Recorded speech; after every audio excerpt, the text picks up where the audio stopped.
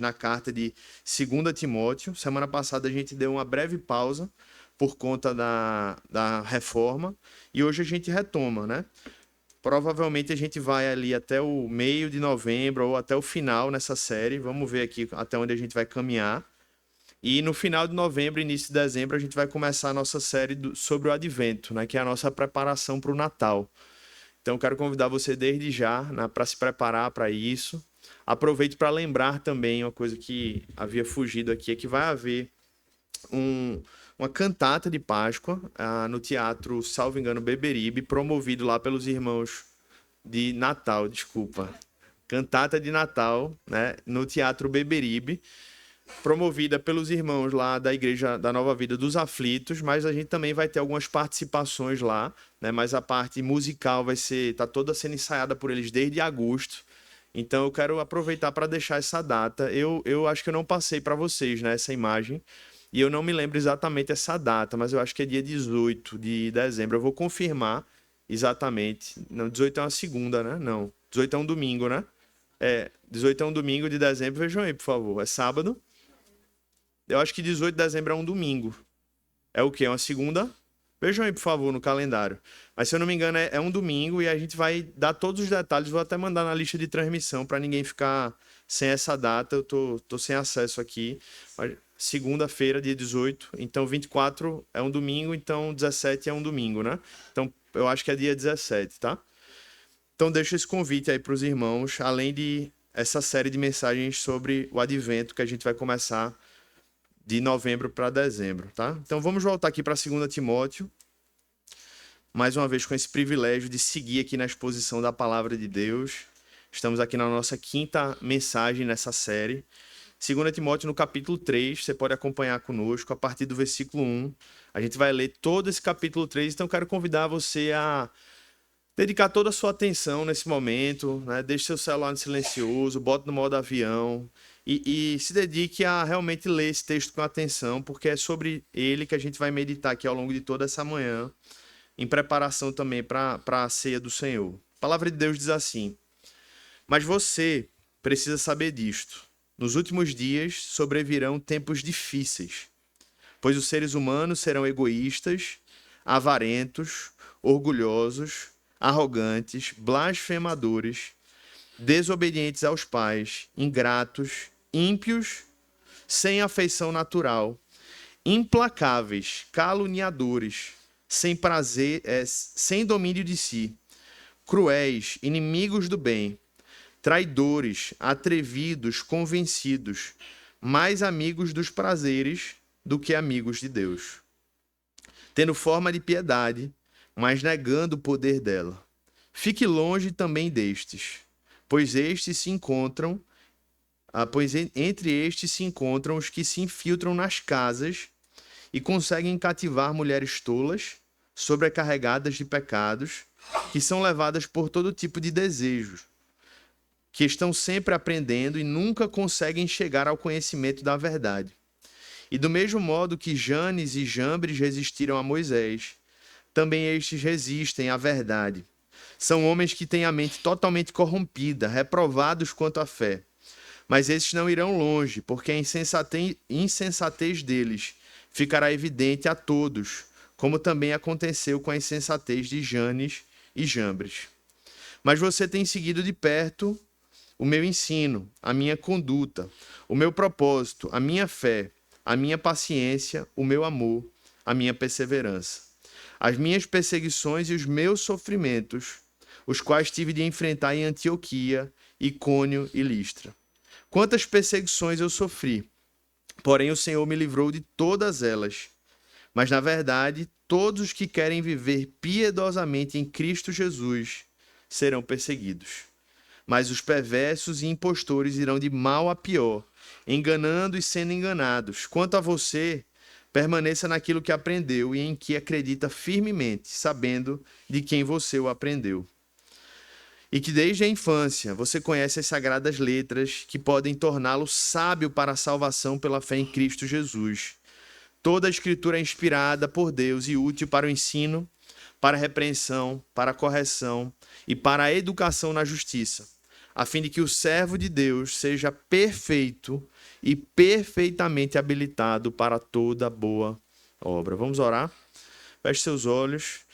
Senhor Deus e Pai, estamos aqui mais uma vez reunidos em Teu nome, por pura graça e misericórdia, porque se não fosse o Senhor, Pai, agindo com misericórdia para conosco, nós estaríamos por aí, Senhor, perdidos, sem propósito, talvez nem vivos estivéssemos, muitos daqui. Mas hoje nós estamos aqui, reunidos como Teu povo, ao redor da Tua mesa, no meio da Tua presença, através do Espírito Santo de Deus, e sedentos, Senhor, desejosos da Tua palavra. Por isso, serve esse banquete espiritual por meio da Tua palavra para cada um de nós. Encoraja a nossa fé, estimula, Senhor, a nossa caminhada com Cristo. Corrige, Pai, os nossos caminhos errantes. Perdoa os nossos pecados e nos dirige, Pai, a caminhos de vida. Por meio da Tua santa palavra.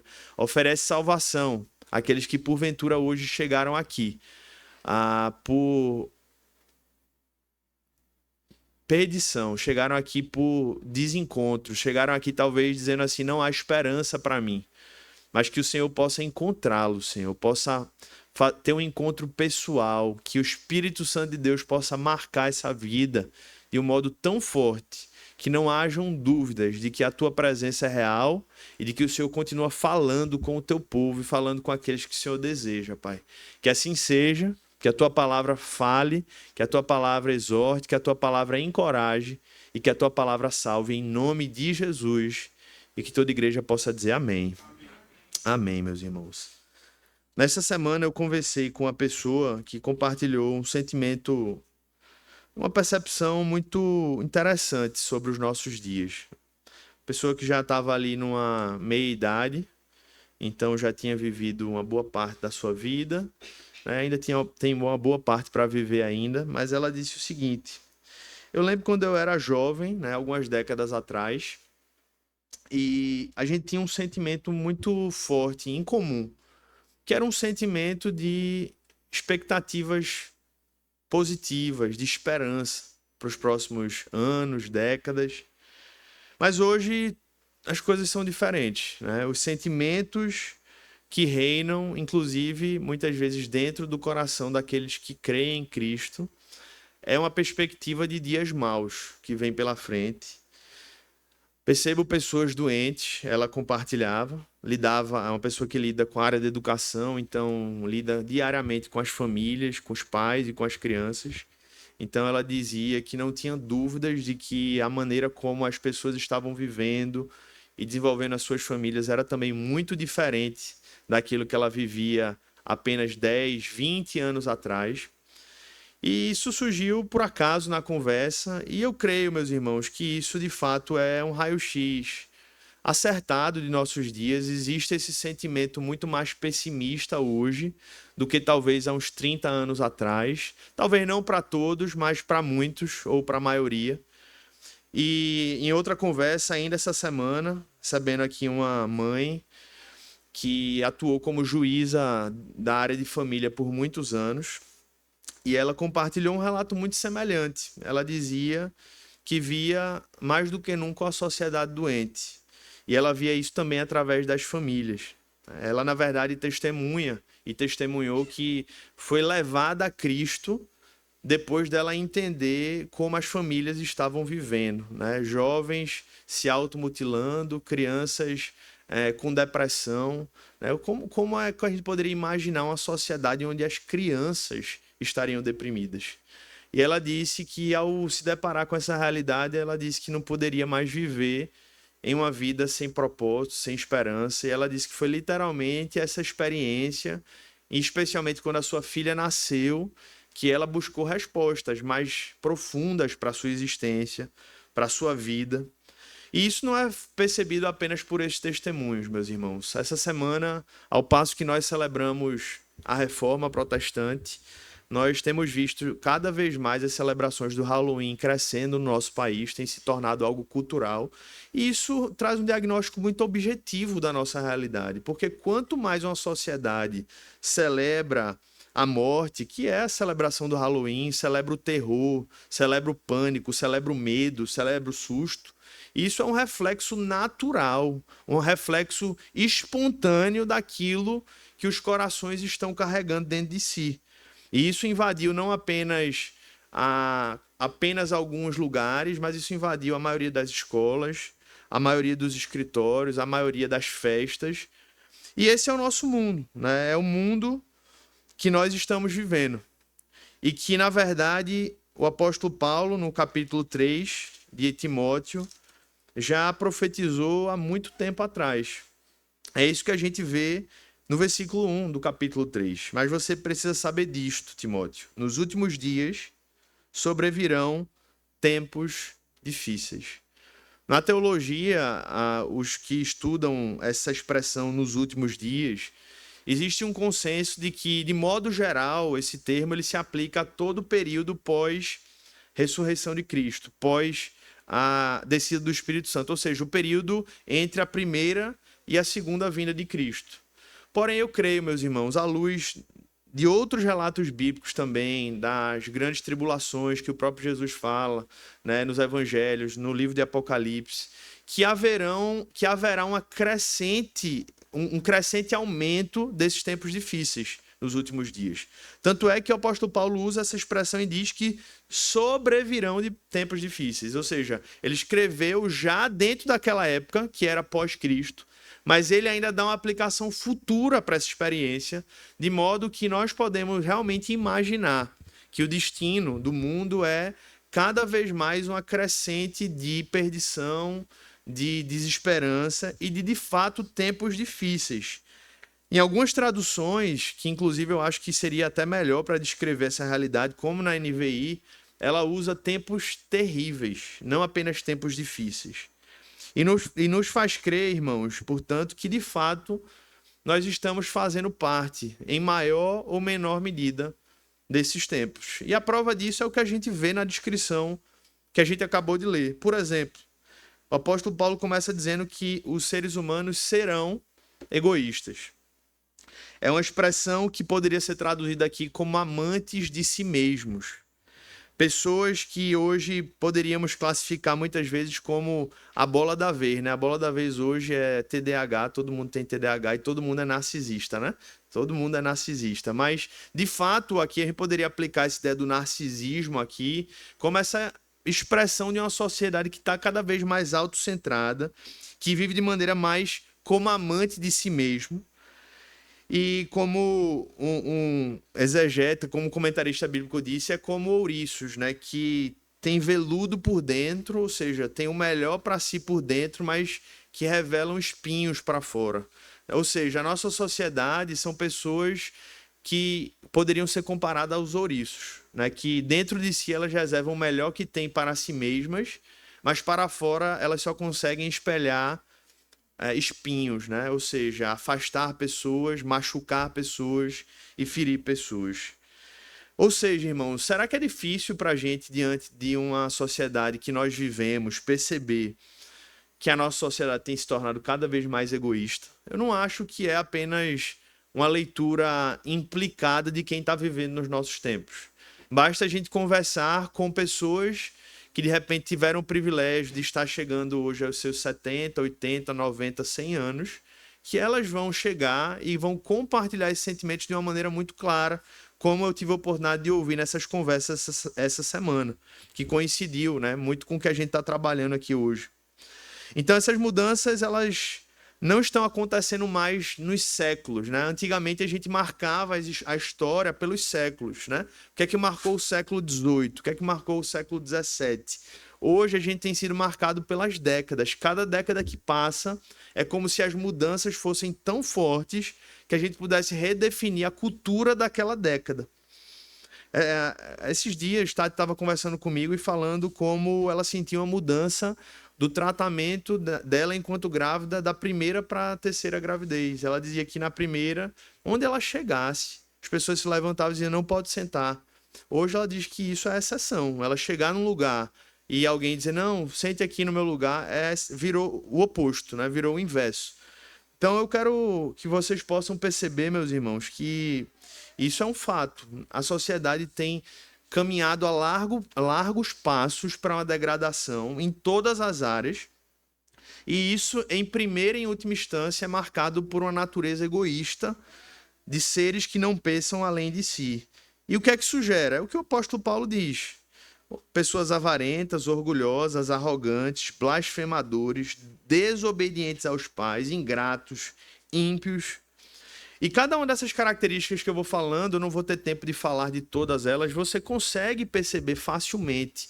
Talvez no seu trabalho, no seu condomínio, talvez no lugar que você acaba transitando no seu dia a dia, né, na sua rotina. E existe uma palavra aqui, meus irmãos, que assim, só confirma o quanto nós estamos vivendo nesses últimos dias, que também a gente pode perceber mudanças drásticas nos últimos anos, que é essa palavra que está aí, desobedientes aos pais. Né? Se há algo que distingue a nossa cultura do século XXI de qualquer outra, do século XIX, do século XVIII, é a desobediência das crianças aos seus pais. Se tem uma coisa que mudou drasticamente em nossos dias, é isso. Há poucas décadas atrás, o pai olhava para o seu filho e ele comunicava. Hoje em dia, é o filho que está mandando no pai, é o filho que está ditando as regras da casa, é o filho que está determinando como é que a casa acontece ou não. E esse, meus irmãos, poderíamos dizer que, na verdade, é o maior, ou talvez um dos maiores sinais de decadência de um povo, é quando os pais perderam a sua autoridade. Sabe por quê? Se você pega o livro de Levítico, a pena para o filho que desonrasse ou até ferisse fisicamente seus pais, sabe qual era? Pena de morte. Depois você abre lá em Levítico. A gente, obviamente, tem uma releitura disso à luz da Nova Aliança, mas qual é o princípio que a gente extrai disso? É que isso era tão grave, era tão forte, era tão bizarro e tão inconcebível que se aplicava a pena mais dura possível a uma pessoa. Então, aplicando isso aos nossos dias, nós não vamos matar os nossos filhos, né, se eles nos desobedecerem. Mas o grau da nossa indignação santa diante do desrespeito dos nossos filhos precisa ser tão alto que eles possam compreender a importância da honra e do respeito aos pais. E esse é um sinal gravíssimo, meus irmãos, da crise que a gente está vivendo. Porque se não há respeito e honra aos pais, vai haver respeito e honra ao que mais? Vocês acham que a crise que há de respeito aos governantes, a crise de honra que há aos líderes, aos pastores, começa por onde? Começa pelo fato de que os filhos não mais honram aos seus pais, aos professores, né, que exercem a liderança e o ensino ali nas salas de aula. Então nós nunca tivemos, sem dúvida nenhuma, na história, uma geração tão irreverente, tão sem respeito aos pais, como a geração atual. É impossível a gente comparar isso a qualquer outra época. E eu queria fazer você lembrar aqui, meu irmão, que se você parar para pensar, sendo bem assim, concreto aqui, bem prático, a Bíblia não ordena em nenhum lugar para a gente, não é um dever moral dos pais, que a criança seja bilíngue, que a criança seja trilíngue. Isso é um bônus, na verdade, isso é uma bênção. A Bíblia não ordena que a criança seja o melhor atleta. Não tem nenhuma exigência dessa para os pais. A Bíblia não diz que a criança precisa passar no vestibular. Ou seja, esse é um fardo que os pais carregam, que parece que se eles não fizerem isso, eles estão falhando na missão. A Bíblia não diz que todo ano a criança precisa fazer, ou uma vez na vida a criança precisa fazer uma viagem para Disney. Em nenhum momento a Bíblia fala dessas coisas e a gente tem se cobrado por coisas que a Bíblia não cobra. Agora, a gente tem deixado de se cobrar de coisas que a Bíblia cobra, como, por exemplo, a Bíblia ordena que as crianças honrem e obedeçam aos seus pais. Infelizmente, a maioria dos pais está colocando suas energias em proporcionar um bocado de coisa para os seus filhos que a Bíblia não diz que eles precisam, nem diz que faz parte da nossa missão, mas não coloca suas energias em fazer com que seus filhos obedeçam. E isso é interessante aqui, meus irmãos, porque quando a Bíblia fala com os filhos, filhos obedeçam seus pais, é uma ordem para os filhos, é óbvio. Porém, eles só vão aprender a obedecer os pais se os pais ensinarem. Os pais, em última instância, o que eu quero dizer aqui, são os responsáveis últimos pela desobediência dos seus filhos. Isso não elimina o pecado dos filhos, ok? Os filhos são responsáveis pela sua desobediência. Mas quando essa desobediência se torna constante, quando essa desobediência se torna um hábito, isso é responsabilidade do pai, que não fez aquilo que a Bíblia diz que ele precisava ter feito. O que, por exemplo? Deixa eu ser bem prático. Meus irmãos, Provérbios, quando você lê sobre disciplina, a Bíblia fala sobre a disciplina com a vara, certo? Que é o castigo físico. Meus irmãos, a igreja abandonou isso, que ao longo de 2000 anos de história, ela utilizou e funcionou. Aí você pode tratar de outro problema. Ah, mas qual a diferença disso para agressão? É outra. A agressão física é um problema que tem que ser denunciado como um crime, mas a correção física é outra coisa. A gente não pode justificar um problema para eliminar o outro, certo? Então, assim, deixa eu dizer uma coisa para você. De 1 a 6 anos, você não vai conseguir, em regra, fazer com que o seu filho se torne obediente se você não corrigi-lo fisicamente. E se você tem filho com 7 a 10 anos, infelizmente você já perdeu esse tempo, porque normalmente a partir de 7 para cima é quando a conversa se torna mais forte. Então, assim, se você tem filhos de 1 a 5 anos ou a 6, você precisa fazer uso da correção física, tá? Eu sei que isso é escandaloso para muitos aqui, né? Ou para o mundo, pelo menos. Mas Provérbios não deixa margem para outro tipo de correção que não seja a correção física como a prioritária. A correção verbal pode existir? Pode, até porque toda correção física tem que culminar numa correção verbal, numa conversa para o arrependimento, numa oração. Mas, enfim, isso é um tema aqui de outra conversa, mas o que eu quero dizer é que filhos desobedientes, em última instância, quando isso se torna um hábito, isso não é culpa da criança, em última instância. É um pecado dela, é uma culpa que ela carrega, mas é uma responsabilidade, em última instância, dos pais. Onde é que eu quero chegar, meus irmãos? É que se a gente está vivendo esses tempos terríveis, a gente precisa fazer parte do povo que vai dizer assim, não, eu não tenho como mudar o mundo, mas eu posso fazer parte do povo que vai cooperar para que isso seja diferente dentro do meu lar. Amém, meus irmãos? Que o Senhor, pela sua graça, nos ajude. Eu não quero que vocês achem que, ao falar isso, eu quero dizer que é uma tarefa fácil. Não é. É um desafio criar filhos.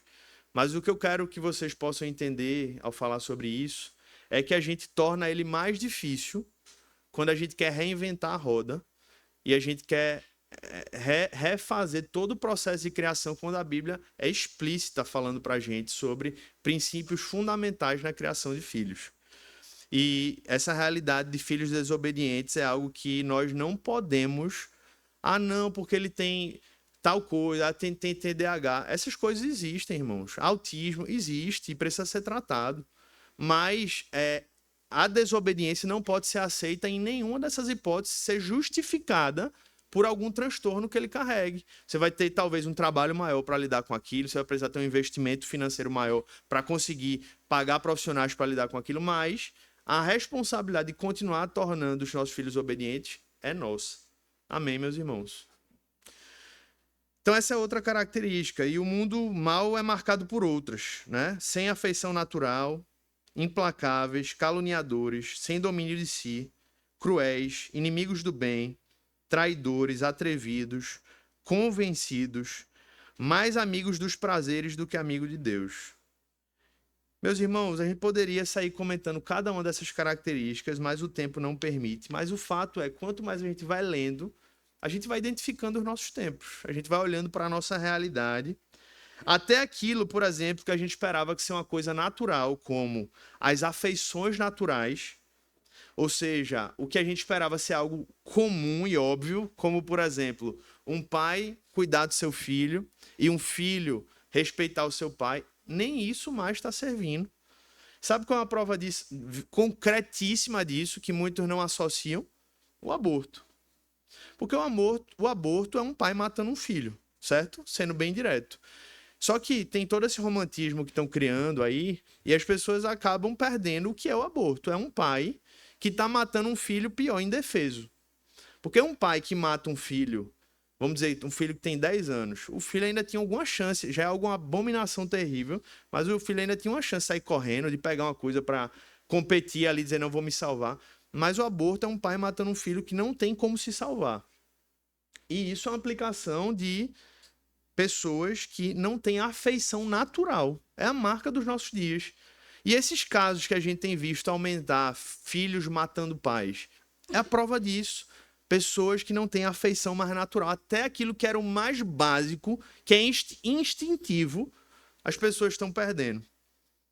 E o último trecho, irmãos, do versículo 4 que a gente leu aqui, ele resume meio que qual é a origem de tudo isso. Não apenas o egoísmo, mas ele diz assim, que são homens, do versículo 4, tá? Que são mais amigos dos prazeres do que de Deus. A lógica é muito simples, meus irmãos. Quanto mais distante de Deus os homens andam, mais perigosos, mais maldosos, mais egoístas os homens serão. E o pior, que o apóstolo Paulo chega aqui no versículo 5, é quando esse contexto aí é revestido de religião. Aí é o Satanás vestido de gente. Porque é o que o apóstolo Paulo diz, tendo forma de piedade, mas negando o poder dela. Ou seja, ele está falando de pessoas que vivem tudo isso, mas que se revestem de espiritualidade, mas não vivem nada do que a fé deveria promover na vida delas. E isso, meus irmãos, é o que a gente vê os profetas do Antigo Testamento falando o tempo todo. A maioria dos profetas do Antigo Testamento denunciaram essa falsa religiosidade dentro do povo de Israel. E o apóstolo Paulo está dizendo que isso existia também, existe também dentro do povo de Deus. Dentro da igreja, né? Pessoas que dão um testemunho público de serem totalmente cristãs e tal, mas que vivem essas características que a gente está vendo aí como, na verdade, a verdadeira marca da sua vida em todos os outros locais e ambientes onde elas não estão dentro da igreja. E por isso Paulo diz assim, se afaste desses homens, porque assim, existem dois tipos de pessoas, meus irmãos. Existem as pessoas que estão abertas a serem influenciadas e que a gente vai dar a nossa vida por elas, vai dar a nossa vida para servi-las, para pregar o evangelho. Mas existem aquelas que o próprio Jesus disse assim, ó, continuar falando é como atirar pérolas aos porcos, porque a mente está cauterizada. Então o que é que você faz? No máximo você ora, mas não adianta mais falar. Não é que Deus não pode fazer uma obra, Deus pode, mas assim, aquilo que o homem podia fazer, quando alguém chega no estágio desse, de viver e de professar uma fé, mas que vive uma vida verdadeira, na verdade, na prática, que é totalmente avessa à fé cristã, é uma pessoa que está com a mente cauterizada. Então o apóstolo Paulo disse para Timóteo, não foi para um novo crente, não, foi para Timóteo, que era um pastor, fique longe destes. Na nossa mente pós-moderna, isso é difícil, né? Porque a gente é muito do amor, né? Entre muitas aspas, né? O amor não bíblico, o amor pós-moderno, né? Então a gente acha que tudo a gente precisa resolver com as nossas forças. E o apóstolo Paulo disse assim: olha, desses aí que perverteram a fé, você precisa se afastar. Porque eles não estão enganados, eles são enganadores, eles são lobos. E a aplicação disso, meus irmãos, para a gente, é a gente realmente ter uma maturidade espiritual para saber, como a gente tem visto ao longo de toda essa carta, de que falsos mestres existem. E talvez você esteja escutando os falsos mestres na internet. Ah, não, mas é só uma palavrinha, porque tem umas coisas boas que ele fala, tem outras que ele fala ruim. Mas eu sei fazer esse filtro. Será? Paulo disse para Timóteo se afastar dele. Será que você é mais maduro do que Timóteo? Entende? Então tem aquela turma que você sabe, ó, tem umas heresias aqui no meio, mas tem umas palavras tão boazinhas assim. O apóstolo Paulo diz assim, fique longe destes. Não tem... Você tem coisas boas em outro lugar que você vai ouvir. Né? Tem outros pregadores de internet bons que você pode ouvir. Então, meus irmãos, é isso que o apóstolo Paulo diz, fique longe destes. Por quê? E olha o que é que eles faziam naquela época. Pois estes se encontram com os que se infiltram nas casas e conseguem cativar mulheres tolas, sobrecarregadas de pecados, que são levadas por todo tipo de desejo, que estão sempre aprendendo e nunca conseguem chegar ao conhecimento da verdade. Então ele fala aqui sobre imoralidade sexual desses homens, fala de uma influência religiosa para conquistar isso.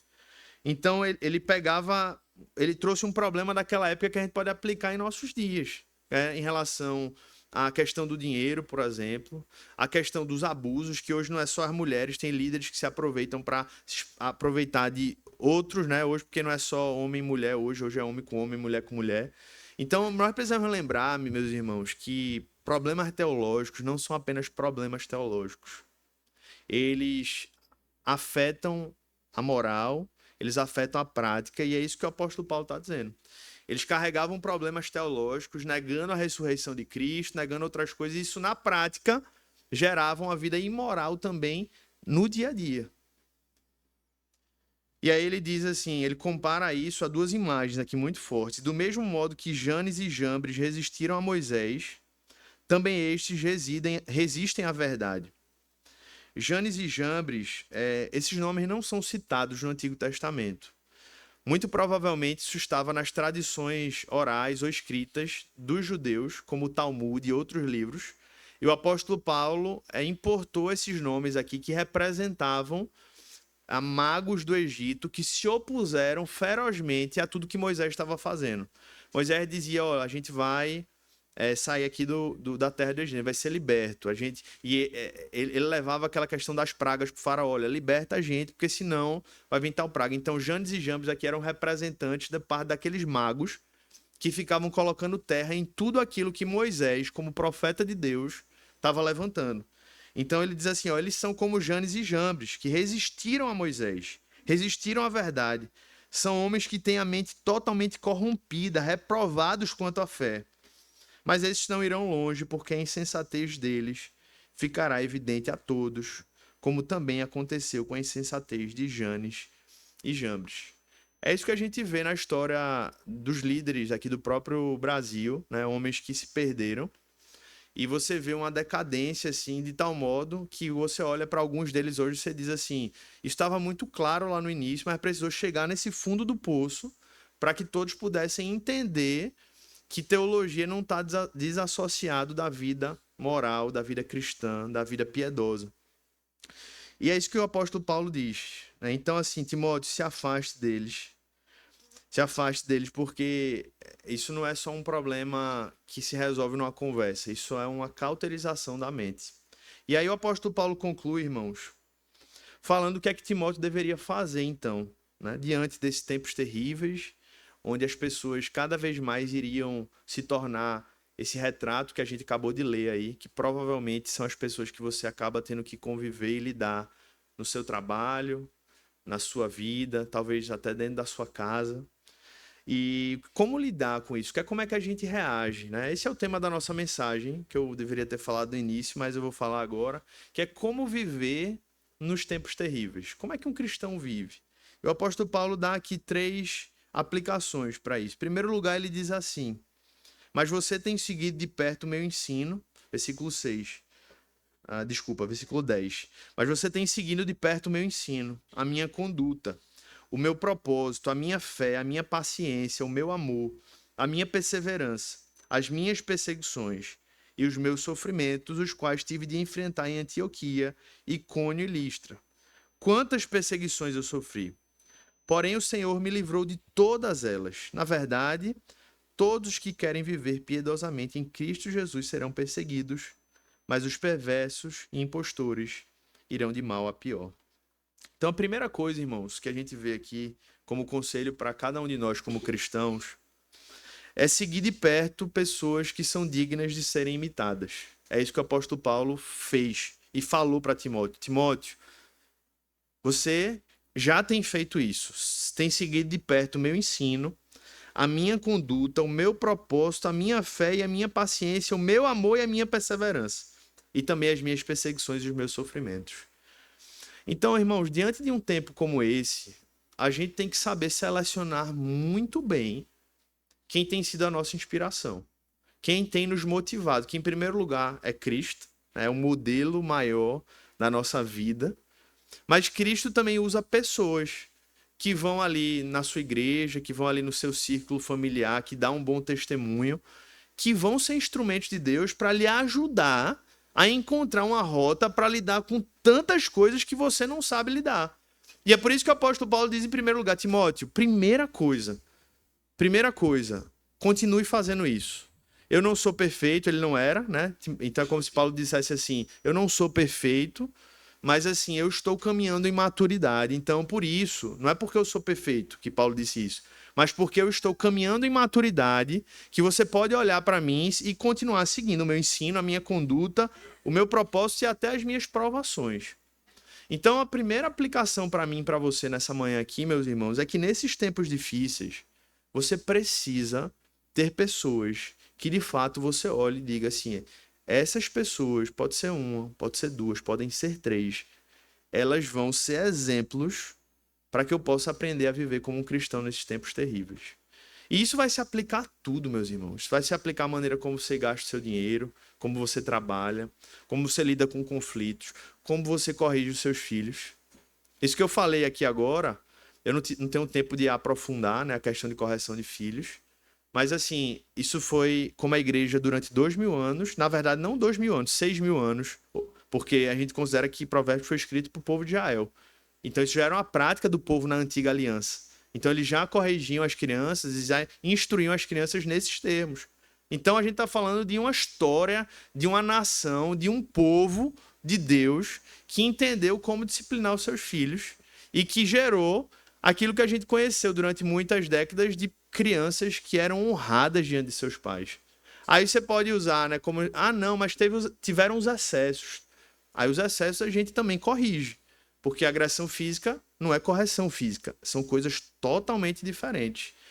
De maneira muito prática, se você vai corrigir seu filho com ira, muito provavelmente você já está errado. A correção física ela precisa ser feita depois que você deu uma respirada, você reorganizou suas ideias, para que a correção física não se torne agressão física. Uma aplicação bem prática aqui.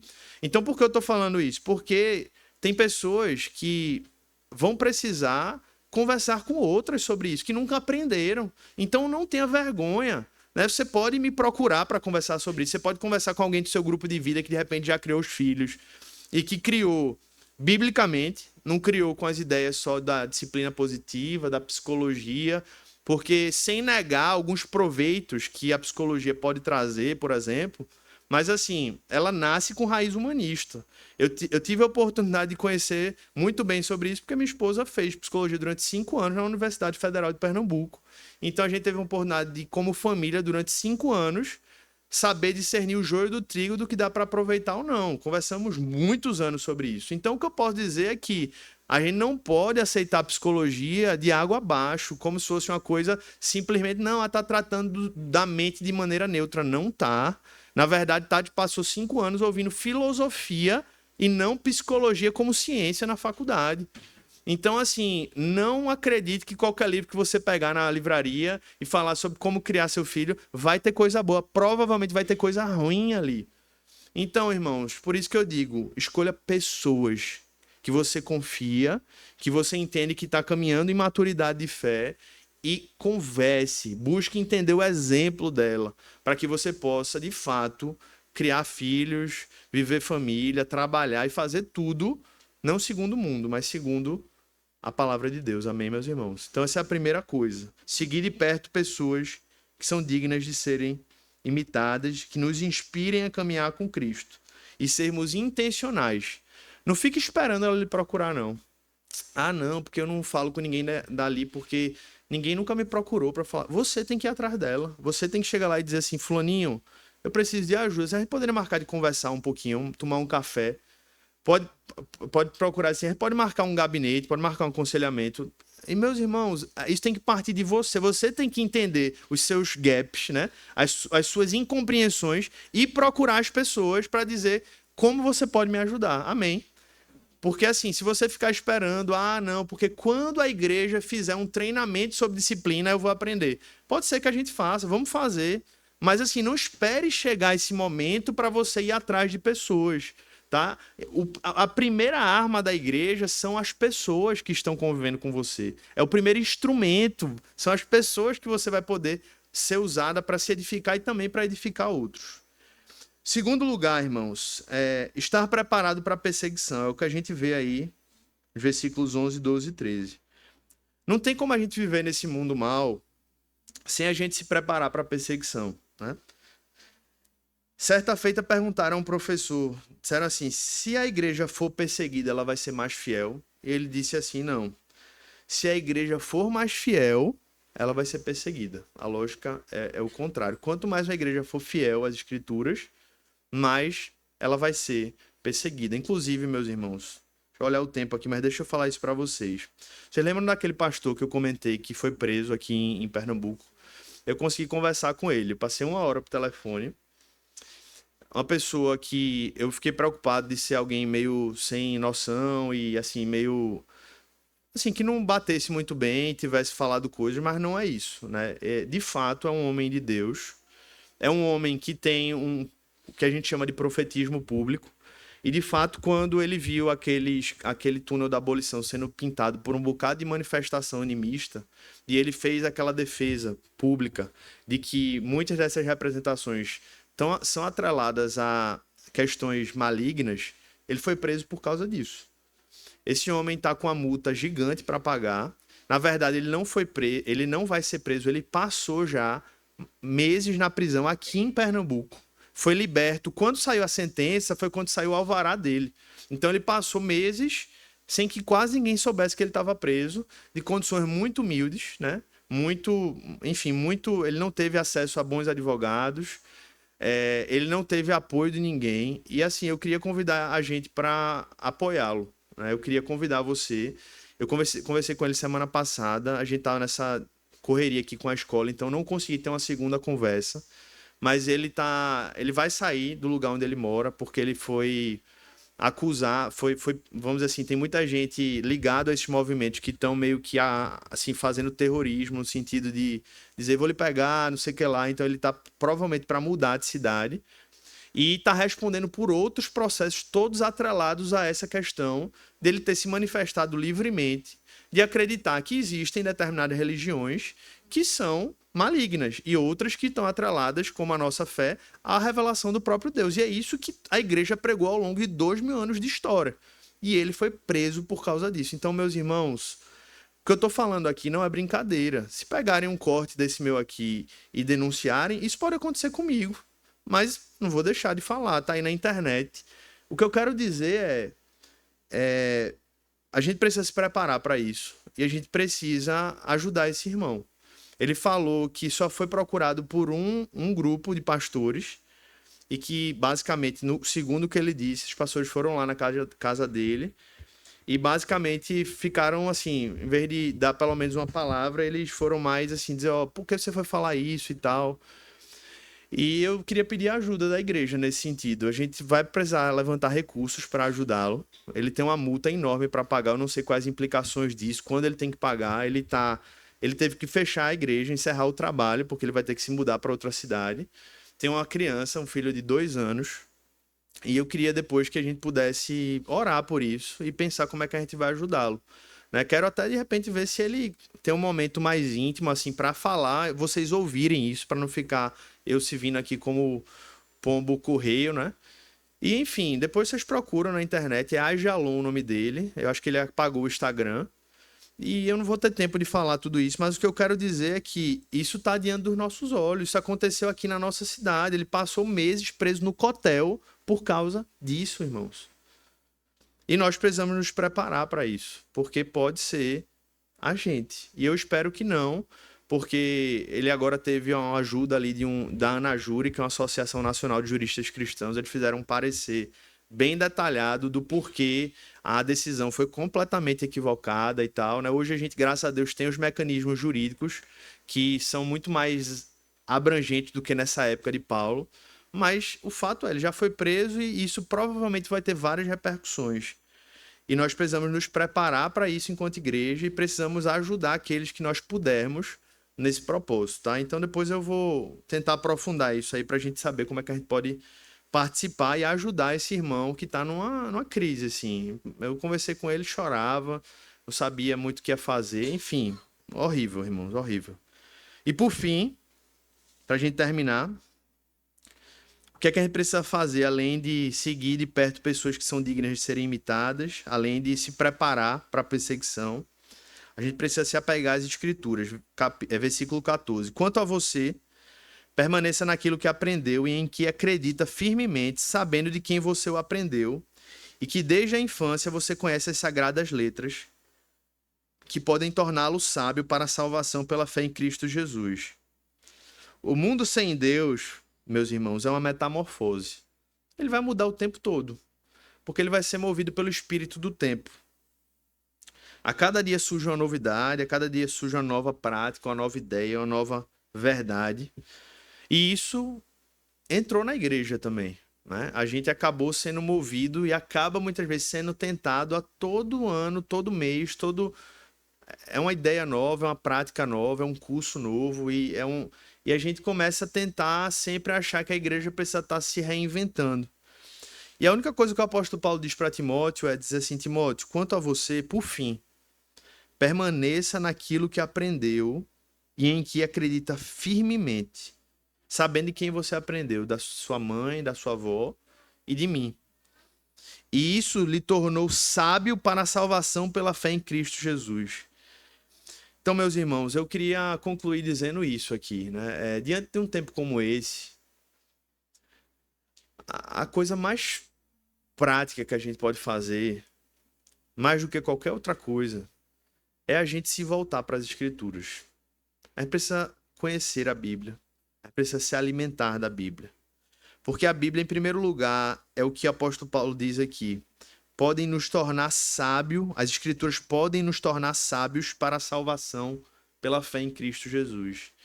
Então ninguém vai ser salvo, meus irmãos, enquanto essa pessoa não entender o Evangelho à luz da Bíblia. Se você está orando por alguém, continue orando por essa pessoa e pergunte assim: Senhor, como é que eu posso apresentar o Evangelho para essa pessoa? Me ajuda a ter um momento, me ajuda a criar uma oportunidade para que eu possa iniciar conversas sobre o que é o Evangelho para falar para ela. Então, nesses tempos, meus irmãos, a gente só precisa voltar a fazer o básico. O que é que a igreja fazia no primeiro século? Pregava o Evangelho. Como é que a igreja fez o que fez no primeiro século? Pregava o Evangelho. Não tinha nada do que a gente tem hoje. Não tinham luzes, não tinha parede preta, não tinha ministérios, não tinha transmissão online. Eles tinham o Evangelho. Eles pregavam o Evangelho. Pessoas se convertiam, eram batizadas em nome do Pai, do Filho e do Espírito Santo, e essas pessoas entendiam que elas precisavam fazer isso com outras pessoas. À luz da palavra de Deus, o Evangelho era pregado. Então, a gente precisa se voltar às Escrituras. Até porque isso não é apenas só sobre alcançar outras pessoas. O Evangelho, as Escrituras não são apenas sobre isso, mas tem a ver também comigo e com você. Porque de repente você está há anos na igreja e você fica dizendo assim: mas eu queria conhecer mais de Deus. Aí você fica colocando a expectativa num curso novo que você vai fazer. Não, porque quando a Nova Vida fizer aquele curso, né? Digam aí cursos conhecidos, né? Para não... Cursos que a gente já fez aqui. Cursos Homem ao Máximo, Mulher Única. Cursos... tem cursos muito conhecidos que a gente já fez. Cursos sobre... Quando tiver um curso de novo do Pentecostal Reformado, quando tiver um curso de novo de criação de filho, não, aí eu acho que eu vou realmente crescer na fé. Não, quando tiver um curso lá de cura, aí eu acho que vai ser realmente um divisor de águas na minha vida. E, meus irmãos, isso pode acontecer, a gente tem curso, a gente vai ter cursos, continuaremos tendo cursos, mas vamos parar de colocar... Quando tiver o Celebrando a Restauração, vamos parar de colocar nossas expectativas enquanto igreja nesses mecanismos ministeriais, meus irmãos. Isso pode ajudar? Pode. Isso é bem-vindo? Né? Alguns desses são bons, outros são ruins, mas o que eu quero dizer é a igreja é chamada a se voltar para a Bíblia. A Bíblia fazer parte da sua vida em primeiro lugar. A gente lê as Escrituras, você ensinar as Escrituras na sua casa, você tem um momento onde você vai abrir a Bíblia como um pai, como uma mãe. e apresentar isso para os seus filhos. Você ir para um grupo de vida, que é uma experiência tão simples, e ler o livro que tá sendo compartilhado lá para que você compartilhe o que Deus está falando ao seu coração. Porque foi assim que foi a igreja durante séculos. E é isso que o apóstolo Paulo está dizendo. Timóteo, pegue-se a Bíblia. Por quê? Porque toda a Escritura, versículo 16, para terminar. Porque toda a Escritura é inspirada por Deus e útil para o ensino, para a repreensão, para a correção, para a educação na justiça, a fim de que o servo de Deus seja perfeito e perfeitamente habilitado para toda boa obra. Então aqui ele fala sobre ensino. Então a Bíblia precisa ser ensinada, é o que ele diz, ensino. Fala sobre repreensão, a Bíblia precisa ser utilizada para apontar os nossos erros. Então, meus irmãos, a gente está vivendo um estilo de igreja hoje que muitos pastores se sentem coagidos ou temerosos de usar a Bíblia para corrigir as pessoas. Veja que doença a gente está vivendo. A pessoa vai para uma conversa no gabinete e tem pastor que fica com medo. Não vou, tem que saber como é que eu vou falar, porque senão vai ficar. Meus irmãos, a gente vai falar tudo em amor, pro bem de vocês. Então aqui você nunca vai deixar de ouvir aquilo que você precisa ouvir em amor. Amém, meus irmãos? Porque a Bíblia precisa ser utilizada para a repreensão. E o que é repreensão? É dizer, ó, isso aqui está errado. Objetivamente. Essa sua prática aqui está errada. Precisa mudar. E o que é correção? É dizer, ó, isso aqui está errado, então como é que vai corrigir isso? Não é só dizer o problema, é dizer como é que você vai mudar isso. Eu também, vamos lá, vamos para a Bíblia para você entender como isso vai mudar na sua vida. Como isso aqui vai, você precisa viver diferente no seu casamento, na criação do seu filho, na forma como você trabalha. Então a correção é como se fosse a mostrar como lidar com esses erros que a gente está carregando. E por fim, ele fala educação aí, mas em outras traduções é o mesmo termo que ele usa em Efésios capítulo 6, versículo 4, que é traduzido por paideia, que é fornecer todo um projeto formativo para que alguém caminhe segundo a vontade de Deus. Então, em outras palavras, meus irmãos, a Bíblia é suficiente para que alguém possa aprender a viver a vida que Deus espera dele. Ou seja, em outras palavras, a Bíblia é suficiente para nos ensinar a viver a vida que Deus espera de nós. Tem outras coisas que podem agregar, você vai fazer um curso para você ser um profissional melhor, amém. Isso é bênção. Mas eu estou falando aqui sobre para viver a raiz, a base da vida de alguém que quer viver segundo a vontade de Deus. Você tem tudo nesse livro. Absolutamente tudo. É isso que ele está falando. E é por isso que nos tempos terríveis, mais do que qualquer outra coisa, mais do que qualquer um curso novo, ideia nova, prática nova, ministério novo, a gente precisa se voltar para as Escrituras, se apegar às Escrituras. E eu concluo, meus irmãos, dizendo que é um fato isso, que nós estamos vivendo nesses tempos terríveis e nós não temos a capacidade, não temos, nem vamos conseguir fazer algo que mude essa realidade. Isso é algo maior do que nós. Jesus falou sobre isso. O apóstolo Paulo falou sobre isso. Mas o que nós podemos fazer é entender como nós não iremos nos amoldar a esse padrão. Porque é isso que o apóstolo Paulo fala em Romanos capítulo 12. Olha, o mundo tem o padrão dele. O seu chamado é não se amoldar a esse padrão. É não fazer parte desse movimento que está construindo esse tempo terrível. E por isso ele diz, siga de perto pessoas que são dignas de serem imitadas, esteja preparado para a perseguição e se volte para as Escrituras, se apegue às Escrituras. Porque, como tem uma frase conhecida que diz, né? Eu não sei de quem é essa frase, mas assim, a gente não pode mudar a direção do vento, é impossível para a gente, mas a gente pode ajustar as velas. Então, nesse caso, ajustar as velas é fazer isso. O vento está indo todo nessa direção, mas se eu ajustar minhas velas aqui, olhando para as pessoas certas, me preparando para esses tempos difíceis e voltando para o meu alimento espiritual, que são as Sagradas Escrituras, então eu vou me capacitar para viver nesses tempos terríveis. Amém, irmãos? Então, que a graça do Senhor nos ajude e que o Senhor continue nos fortalecendo nesse propósito para a glória de Deus e com a bênção de Cristo Jesus conosco. Feche seus olhos. Quero convidar você a preparar o seu coração nesses últimos minutos para a gente partilhar da mesa do Senhor. Enquanto você está com seus olhos fechados,